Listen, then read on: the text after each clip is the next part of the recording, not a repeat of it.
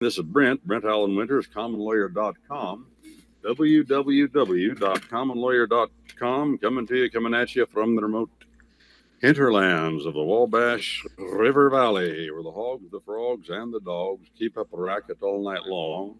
Now we're going to start with question number 225, according to Miss Francine's question 225 of Arthur J. Stansbury's Catechism on the Constitution of the United States.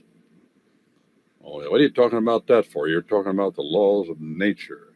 The Constitution, our Constitution of the United States, is a brief of the laws of nature as they apply to those in government.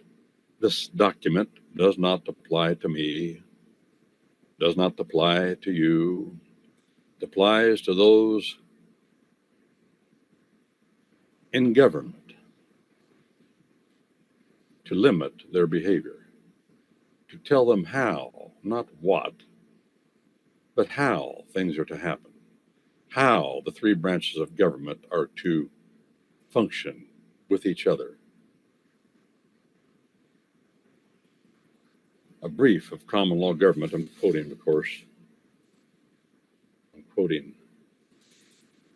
Chief Justice Taft of the U.S. Supreme Court. I want to say that. Let's look at question 225. Question 225 says this: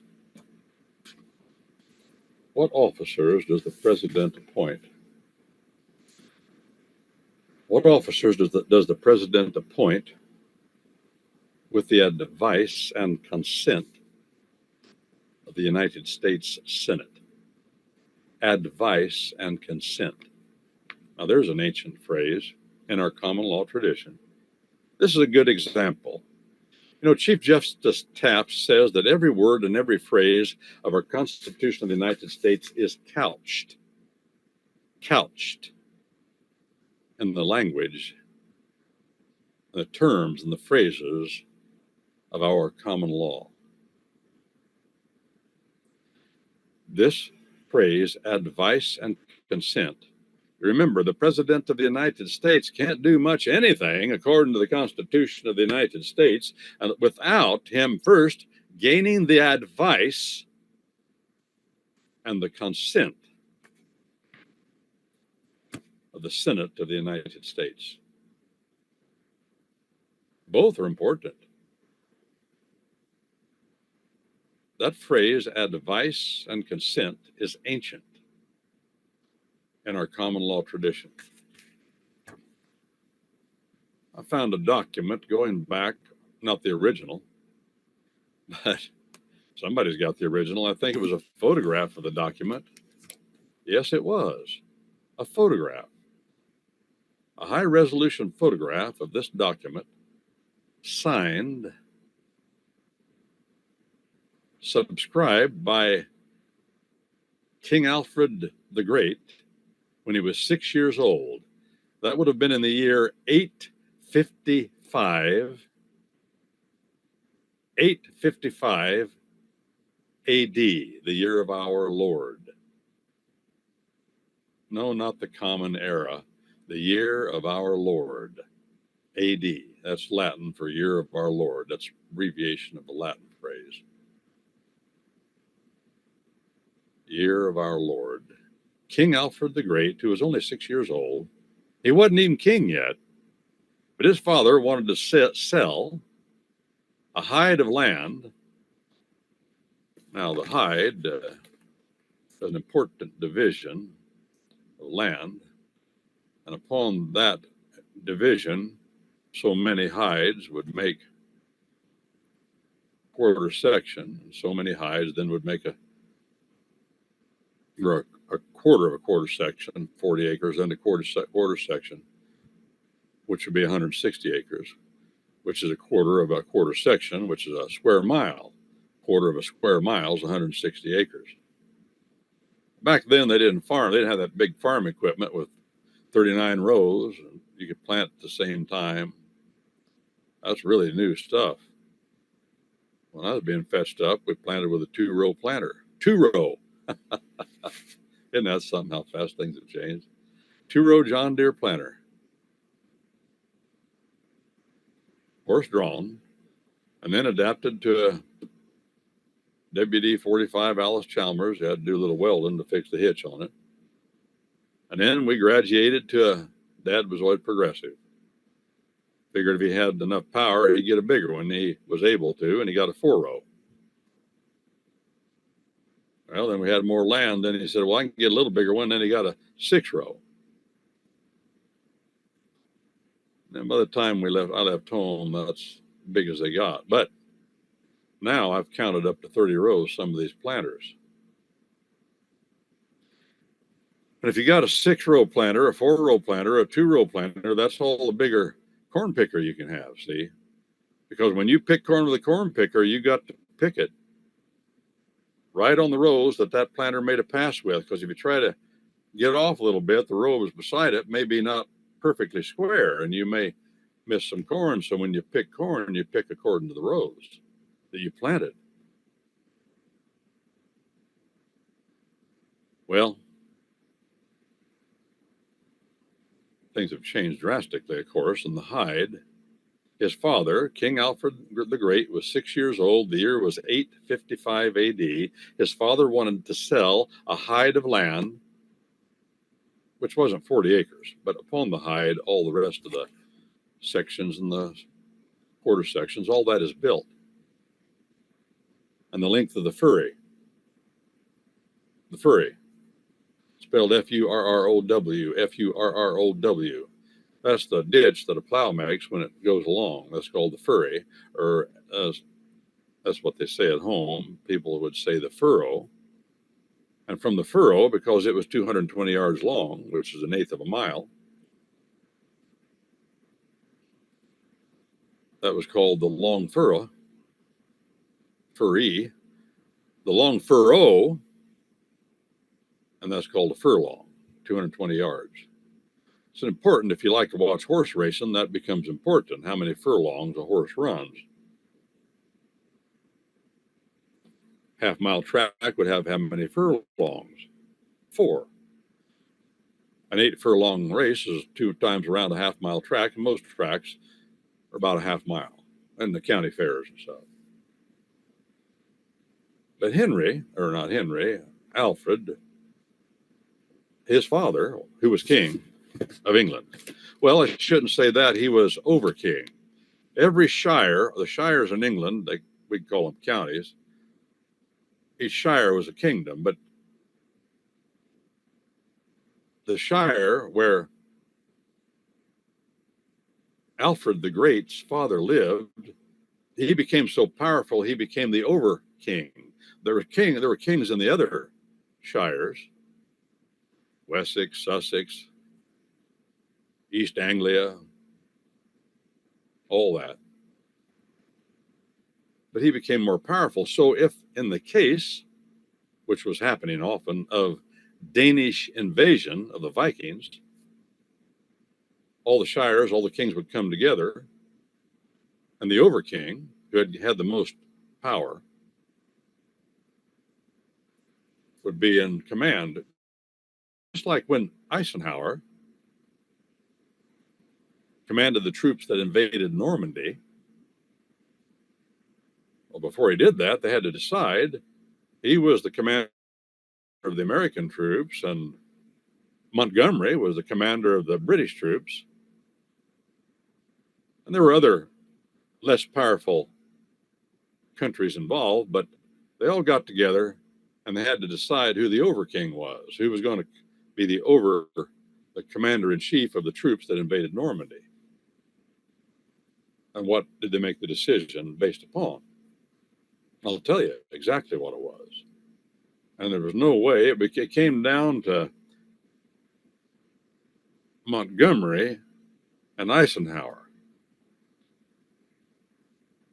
And then they decided, after looking at the records, that America, that was Eisenhower, was contributing so much more material and men to the invasion that Eisenhower should be in charge. That made Montgomery mad, but that's what they did because that's the way it works. And in England, it was the same way. The overking, the one that had the most men, the most power, the others said, okay, you're going to be in charge. We'll contribute our men and we'll command our men, but you're in charge of the whole caboodle if we go to war against the Danish Vikings, which happened pretty often. So King Alfred's father was the overking. I believe it was Wessex, if I'm not mistaken. All he wanted to do was sell a hide of land and 10 wagon loads, 10 cart loads probably, but they translate wagons, of firewood. That's all he wanted to do. He's king, over king of all of England. King Alfred the Great's father, who wasn't king yet. In order for him to be allowed, even personally, to sell his own personal land and 10 wagon loads of firewood, he had to get the advice and consent of the Wittengemot. What's the Wittengemot? Well, that's the eldership, the older men.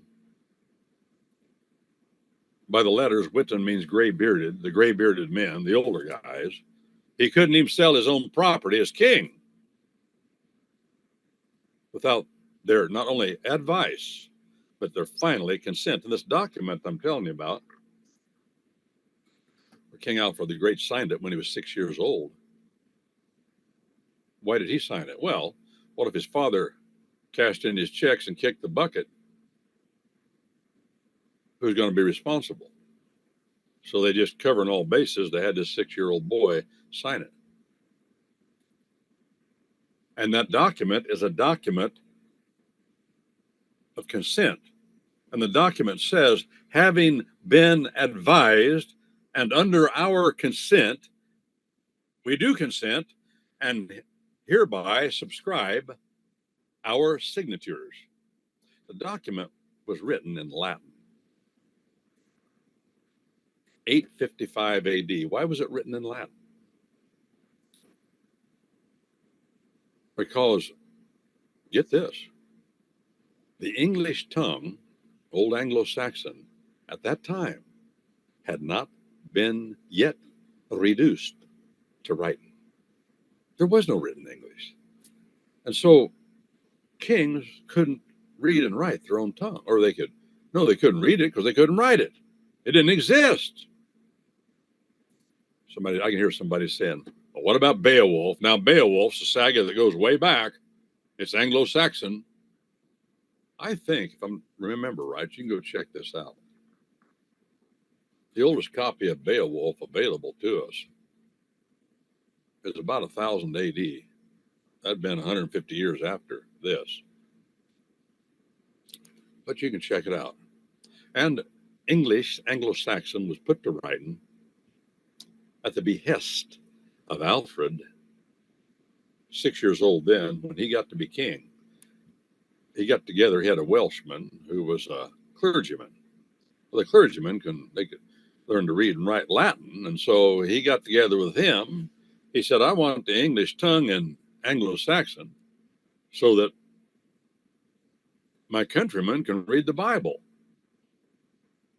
I want it in English. Well, what are we going to do? Well, this fellow's name was Asher. He was a Welsh clergyman and a scribe, educated. They took the Latin letters and they matched them up with English sounds, and they began to put our English tongue in writing. That's how it happened. The first thing they did was got the Sermon on the Mount in English. They put it on paper. And then the 10 Commandments, they put that on paper. If you get the book, Excellence of the Common Law, well, I think I've got it in the winterized translation of the Bible. And the footnotes at the 10 Commandments, Exodus chapter 20, I've got King Alfred's, and one of the footnotes, King Alfred's in Old Anglo-Saxon rendition, him and his Welsh scribe,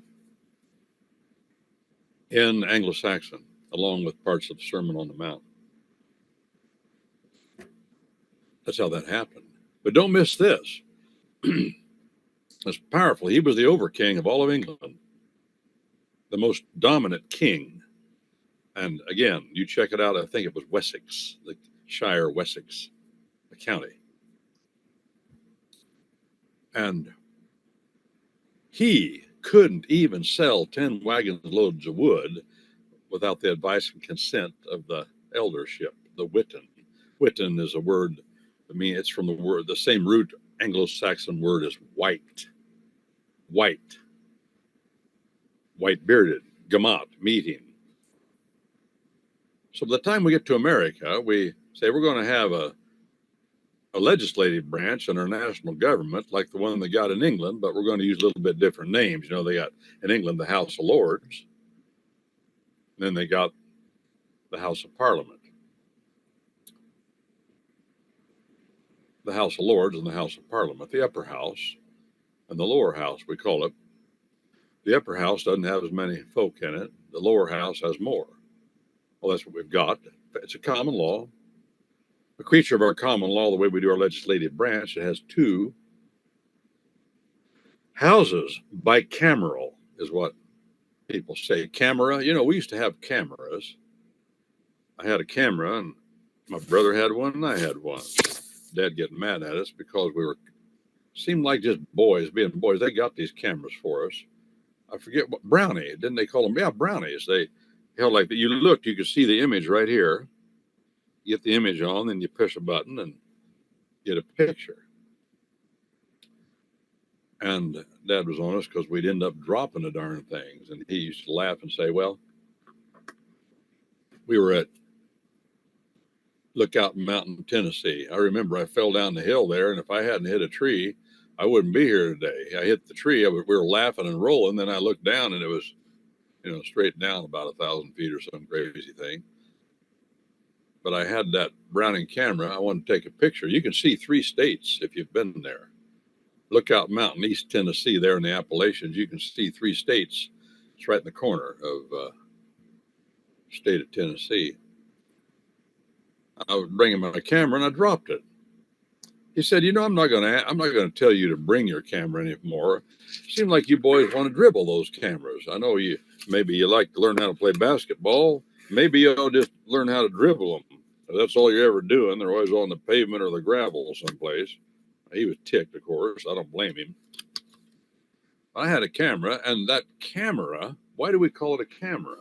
Well, in the old days, even those big cameras, they use that photo flash and have it up on a stand. Those cameras were a box.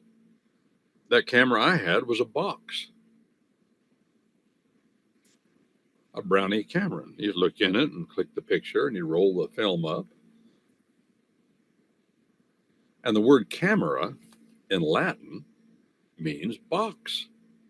So what we have is 2 boxes of our legislature. We got this box over here, box. We say, well, box them over here. We'll box these over here. They're separate. We have 2 branches and 2 boxes of our legislative branch in our common law tradition. That comes from the old country in England.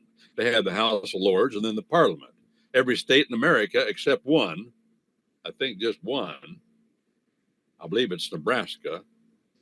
Every state in America, though, has 2 houses in their state legislature. And we call that that means 2, cameral, 2 boxes. Just a little bit of info for free. You don't have to know that stuff about camera, box, but sometimes people call our common law legislature bicameral. Well, it is. Back then, they had a legislature, but the Senate, you see, the House of Lords, they're older, and they stay longer. Our United States Senate is elected every 6 years. 1/3 of them is elected every 6 years, and it rotates. What does Senate mean? Senate. That's a Latin word. Got all these goofy Latin words. I wish we didn't, but we do. Nobody really knows what they mean until they study it. Who's got time for this? Well, the word Senate is the same Latin word as root word as senile. Senile. What does senile mean? in Latin. Well, senile in Latin means old. Senile. Well, that Latin root's also in French. Senilis, it means old man, white bearded old man. Senile in English, we've changed it a little, but not much. It still refers to old people. It just means that senile means you've got ants in your attic. You got bats in your belfry. 2 bricks shy of a load. A loss of your mental faculties. Am I describing U.S. senators? Well, maybe I am. Maybe I never saw that connection so clearly. Well, at any rate, it's funny. It makes me think I saw the son of the man who used to be chaplain to the United States Senate. I went to election day sermon held in the rotunda of the capital of the state of Montana. The year was 2006, and a fellow was invited to speak there who was the son of the former Senate to the chaplain to the United States Senate. His name was Peter Marshall. Well, his father's name was Peter Marshall, and he had been a chaplain to the U.S. Senate during World War II and before and after. He was an immigrant from Scotland. He came to America with no money and ended up going to Union Theological Seminary. He was a Billy Graham kind of an evangelical kind of guy. Somehow he got a hold of a flatbed truck. He married an American girl, and she'd pass out hymn books, and he'd back this bed truck up to a parking lot. He'd get up on it, and they had a upright piano sitting on it, and his wife would play the piano, and he'd preach. That was Peter Marshall. If you're interested in American history about Peter Marshall, you can go to that Hollywood movie, which was very popular when it came out back in the 50s. And the name of the movie is A Man Named Peter. It's all about his life and how he became chaplain and what happened. A fascinating story. Well, his son was supposed to speak at the election day sermon at the state capitol. And I was invited to come and talk afterwards, put it that way. And they were having then a conference afterwards. And ended up going to different churches around the state capitol area. But I saw him and I said, listen, I want to ask you a question. I got a recorder here, and I'm going to go back to the Wabash Valley, and I'm on the radio there every morning, and I want to record an interview with you. And he was a rather well-known man, too. By the way, Peter Marshall's son, Peter Marshall the second or the third or junior or whatever he was, I don't remember that part. He had written a series of books on American history that, I don't know, 4 or 6 volumes, I forget how many. And they were they were written in such a way that you wanted to read them, and I read them all. And I recommend them to you. I don't remember the name of the series. Somebody can find it. A little bit corny, I thought. Oh, well, let me put it this way. A little bit Pollyannish. From a Christian point of view. In other words, there are Christians out there that are Pollyannish. Lots of them, by the way. They're living in la-la land. I try to stay away from them as much as possible. Why? I just waste your life. Christianity is serious business. We're at war. And the object here is to take over. The question is, how do you do that?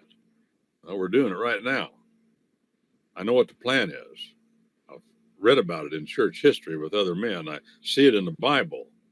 And you hang out here, and the plan will it'll continue to come out, what it is. It's really just 2 parts, the laws of nature and the laws of nature's God. We've already talked about that. And you got to have both. You can't have one. It won't work. The problem with evangelical Christianity, and that's a good thing, evangelical Christianity. People don't understand what that word means. If they understood what the word meant, then they would say, yeah, I'm an evangelical. But the problem with real, true Christianity is they want to acknowledge the Bible as final, but they never acknowledge the laws of nature as God.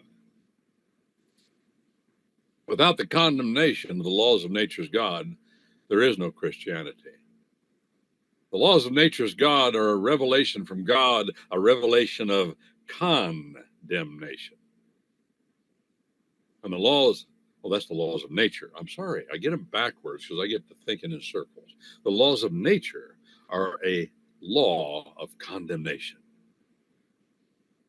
It's from God. The laws of nature's God in the Bible are a law of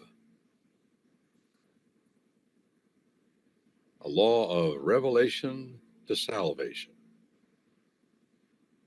There's a revelation to condemnation. That's the laws of nature. God revealing himself in creation. That condemns men. And the revelation of this book we call the Bible, in writing specific, is a revelation that tells us about salvation from hell and enjoyment of life here on earth. When you look around, you look at nature, you look at creation. What do you know? You know there is a creator. You know he is of infinite wisdom and power. And what does that do for you? It condemns you to hell. I'm not the first one to say that. There is no way to have a relationship with the creator of all things outside of an enemy relationship without Jesus Christ. And that comes in the revelation of salvation. This was the cry of the reformers back in the 15 and 1600s. They recognized both. The Scottish Enlightenment took over the English-speaking world and magnified both, albeit in some less than acceptable ways. Just because you got an organization or a movement doesn't mean everybody in it's thinking straight. No, there may be the core of it there, but senile, in the Latin word senile, U.S. Senate. I was telling you about Peter Marshall, so I asked him, I said, well, here's the rumor. Oh, this ticked him off. Matter of fact, he wanted to cut off the interview. Too proper for my blood. He was too proper. And I believe the story to be true. He denied it about his father. I said, well, here's the story, and you can either confirm or deny. This is for the radio. And I said, the story is, and I'm just telling him a story. I said, this is the rumor, and I want you to say yes or no, and then correct it if it's wrong. I was nice about it. But the story that I read that Peter Marshall, chaplain of the United States Senate, told was that he got in the habit, he was there a long time, and he got in the habit of standing as the senators came in for a vote.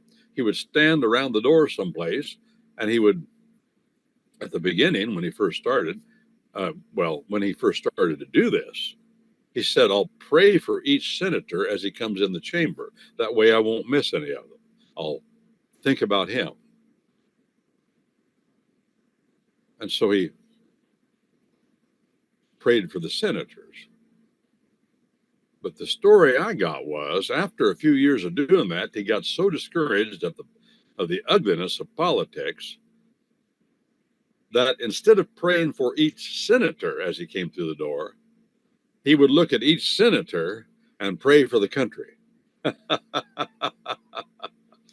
that's the way I got the story. Is there anything wrong? Matter of fact, if he wanted to correct that story, I'm giving him a chance. So why would he be mad at me for telling it? Because that's what I read. Well, as it turned out, he did correct the story, but he did it in a way that, in my humble estimation, was less than acceptable. And I never spoke to him again, put it that way. But again, if you notice, I said that those volumes that him and this other fellow wrote, I can't remember them, they did research that others had not done. I enjoyed them very much, but they were Pollyannish. What? Pollyannish. And I saw in him that day I interviewed him a Pollyannish attitude, not only toward everything, but also toward his father. You're not going to tell me his father was not a realist. That's how he was a tough man. He came here with 10 cents in his pocket and became chaplain of the United States Senate. And he didn't do it because he knew people. He did it because he worked hard. And if you watch the movie tells the story pretty well, how it really went. It didn't just happen. Well, he was the one that when he was at the Presbyterian church there in Washington, and there was one of the boys headed off for the war. It was during the war. A boy was there, and he wanted to get married before he went overseas. Boys want to do that. They don't want to come back and their girl gone. Want to show them they love them, And so he asked Peter if he'd take him into church and marry him. And they were waiting for him to get everything together and get some people there for witnesses, and some old biddy go to church there. Some old biddy walked into church and opened up the door of a room there, a side room, and there that boy was in there with this girl he's about to have a wedding ceremony in, and they were making out. Pretty hot and heavy. I know some of you are listening, you're saying, what's that mean, making out? Never heard that before. Well, some of you are old enough to remember what that means. And the way I got the story, the way I read it about his father, this old biddy, there was nothing really bad going on. They were just in the church. See, the problem was the old biddy thought it was so wrong that they were in the church building naked. They were naked, is what they were just sitting on a bench waiting for Peter to come and get them. They were fully clothed. They wouldn't have been in there stripped naked as jaybirds like Bill Clinton and Monica Lewinsky doing something, because they knew Peter, as soon as he got things ready in the sanctuary, he was going to come get them and going to marry him. But it was all off the cuff. He was getting ready to get on the train and go kill and be killed, that kind of stuff. So this old biddy come in there raising Cain with Peter. What do you know what's going on here? This people. Well, he slapped her down pretty hard. That's quite enough. We're not going to have that here. Those are the more admirable things about his father that I liked. He said the boy's getting ready to go. Relax. They got their clothes on. Church house is no more holy than what's out in front of the church house. This is just a place where we do things to get out of the weather. That was Peter Marshall's attitude. Well, let's be real, friends. It doesn't mean we want to be lawless, but it does mean that we recognize that we, me and you, our problem is, well, we're in the flesh. We're prone to do things that might not be copacetic to some other people. Let's get back to the point. So we have this phrase in our Constitution of the United States that says advice and consent. Where did that come from? It came from our common law tradition over 1,000 years ago, and we don't know how long ago. The practice of advice and consent to the chief executive, the king, they called him. Do you see how limited the Anglo-Saxon kings were? They were limited even in their personal lives. The elders, they submitted to men that were wizened. I said a while ago, help you remember, that was called the witan. The witan is from an Anglo-Saxon root, from the same root as wizen, which means white-bearded. The same Anglo-Saxon root as white. The same word, which means white, like white-bearded. The same Anglo-Saxon root as winter, which means white, like snow, wintertime, frost. And Guinevere, which is the same word, it means white.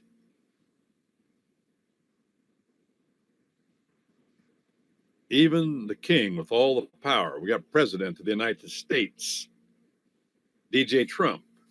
Our Constitution of the United States being a brief of common law government going back a couple thousand years, we don't know how long.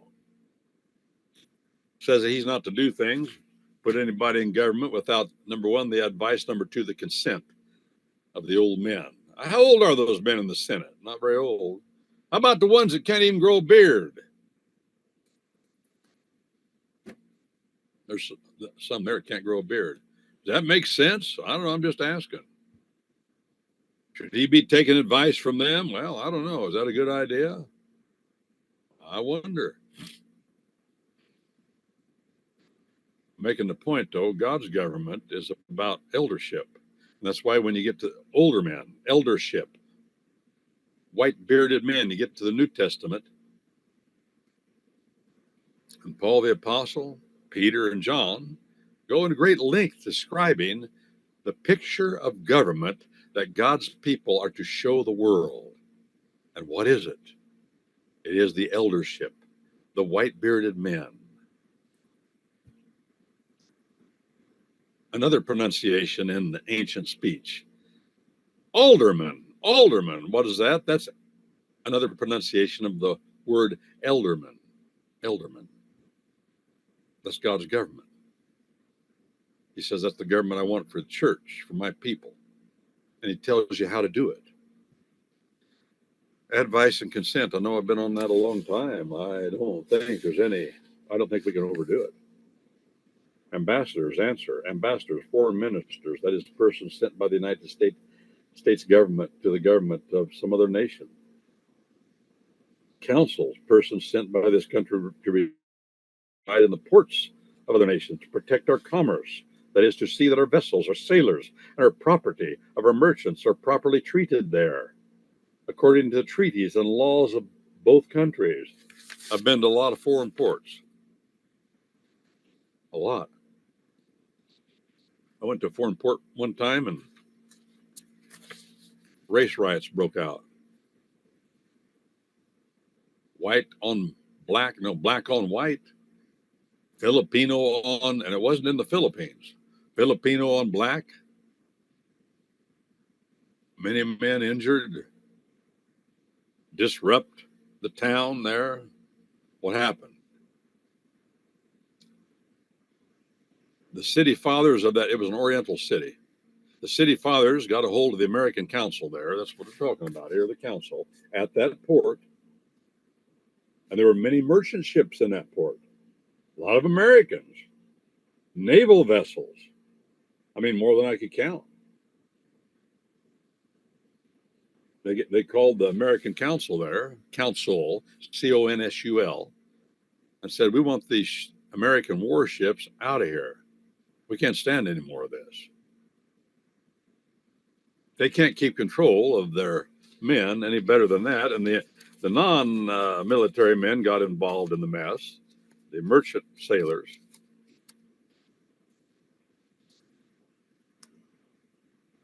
Of course, it went to Washington, D.C. The president was notified. That's the way that works. He said, you handle it, what's going on, his council at the port city.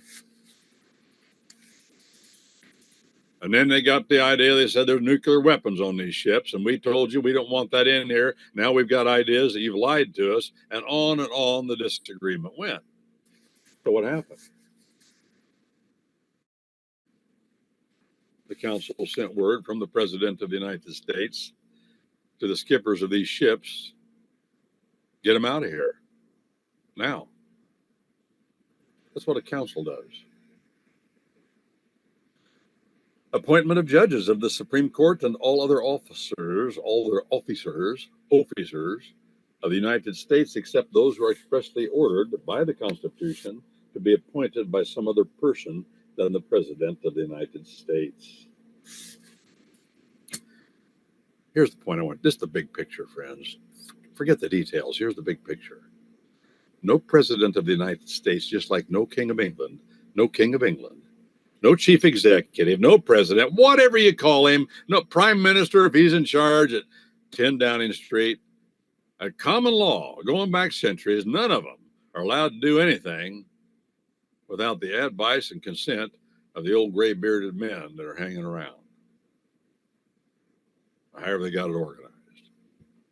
Whether God's people in the church, we got all these churches, these TV preachers. Do you think these TV preachers answered to any old gray-bearded men?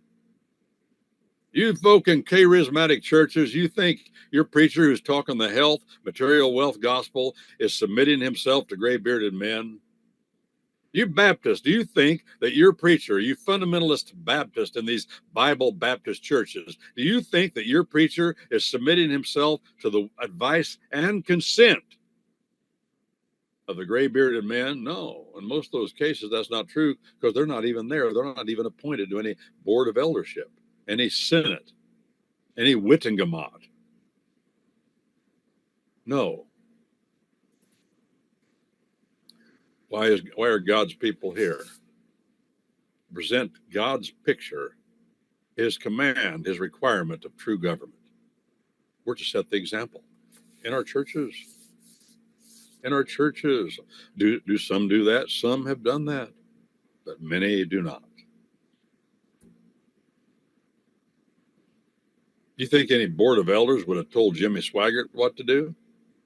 Do you think any of you that go to Calvary chapels, do you think that any board of older men are going to tell your preacher what to do and your preacher is going to say, yes, I must submit to the will of the gray-bearded men?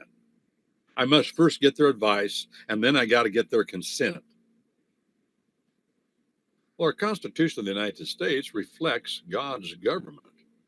That's the fundamental. That's a pretty broad, it's not detailed, but it's the start of how it has to work in order for God's will to be done. No fella that's running a government of a church or a government is a one-man show. As a matter of fact, he's under authority. Yeah. I can't say this strong enough.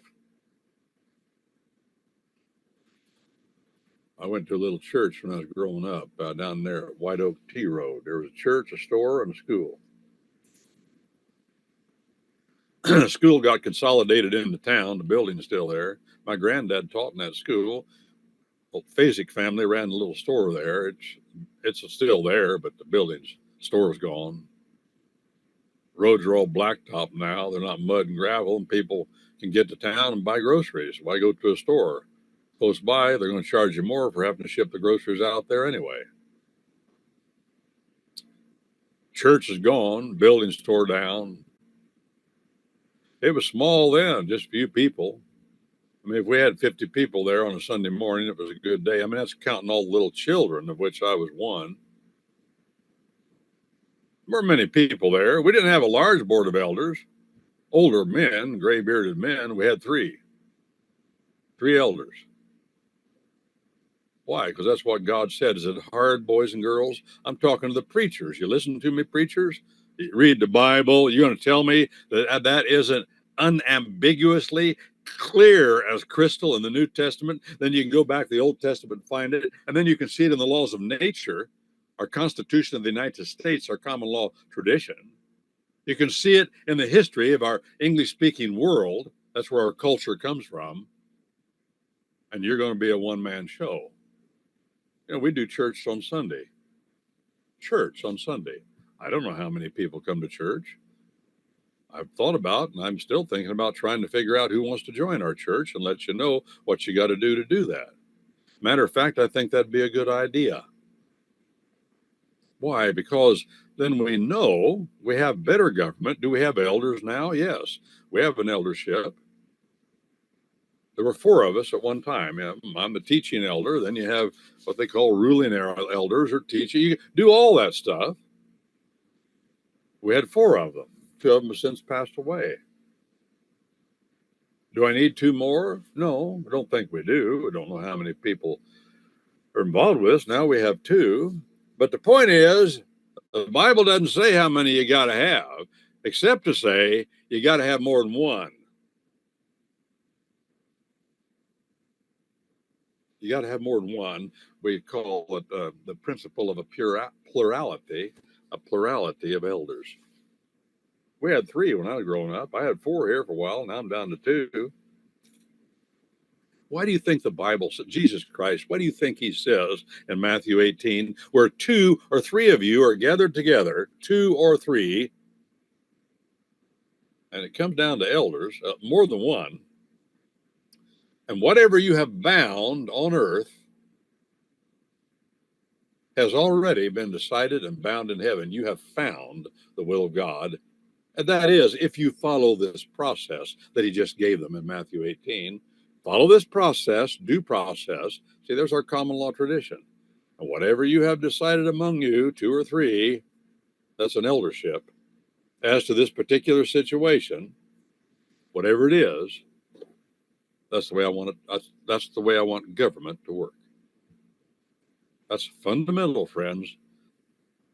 But any government that doesn't have that fundamental in it is not a government of God.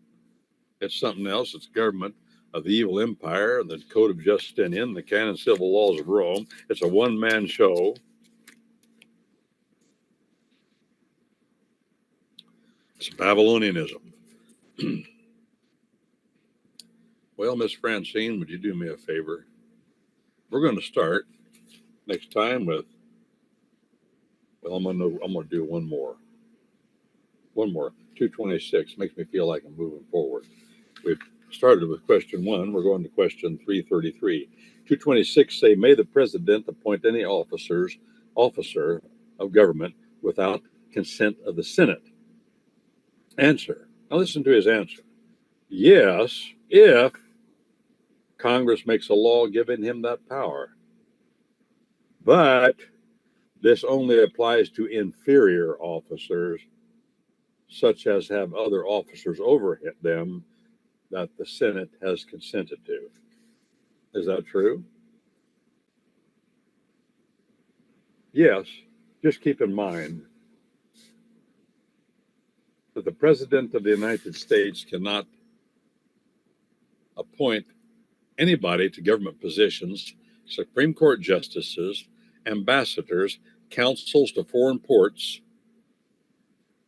and all these cabinet members, but that's out of hand at this point.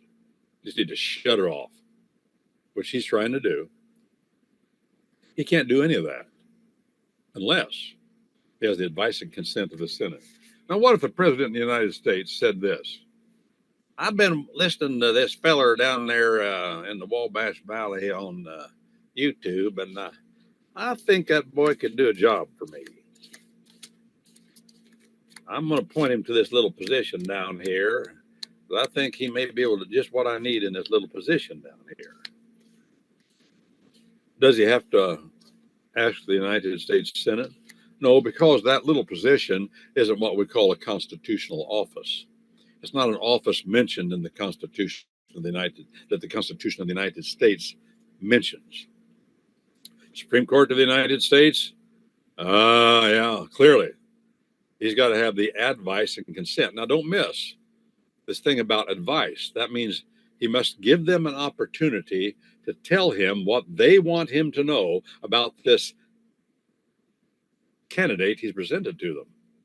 That's why we have congressional hearings, so that they can find out what they want to know, grill some of these potential appointees, and then send a report to the president for what they found out. That's what that's all about. I know it's a circus.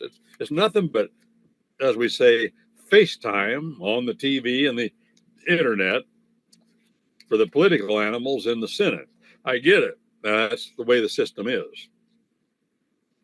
They're campaigning. They're campaigning, yes, but at the same time, trying to humiliate the guy sometimes or pump him up, as the case may be.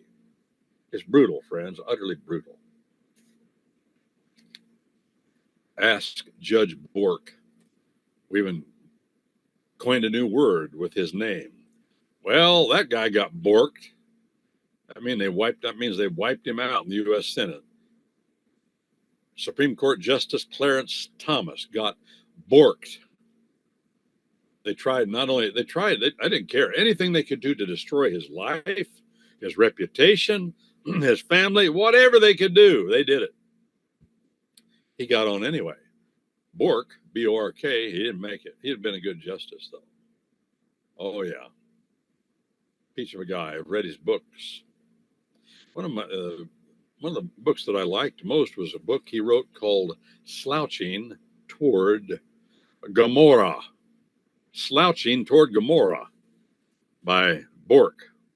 Judge Bork. This is Brent Allen Winters, commonlawyer.com, www.commonlawyer.com, coming at you from the remote hinterlands of the Wabash River Valley, where the hogs, the frogs, and the dogs keep up a racket all night long.